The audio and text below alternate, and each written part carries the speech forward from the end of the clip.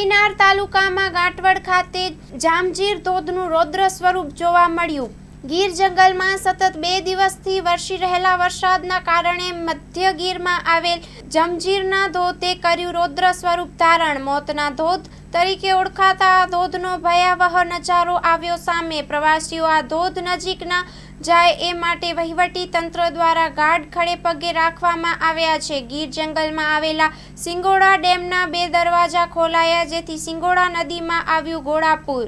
ગત રાત્રિથી અત્યાર સુધીમાં ગીર જંગલમાં આશરે 10 ઇંચ જેટલો વરસાદ નોંધાયો છે। સાતમ આઠમના તહેવારને લઈને જામજીર ધોધ તરફ લોકો નજારો જોવા ઉમટી પડ્યા છે। Story report by Sabir Shelot, Kodinar. Sagar Lakshmi agri seeds ना एरंडा बियारण स्टार्ट ऑन। લીલા લીલા છોડવાને એરંડા ભરપૂર, સુકારામાં ટકી રહે ને ઉપજ ભરપૂર। स्टार्ट ऑन एरंडा बियारण कॉस्मोस।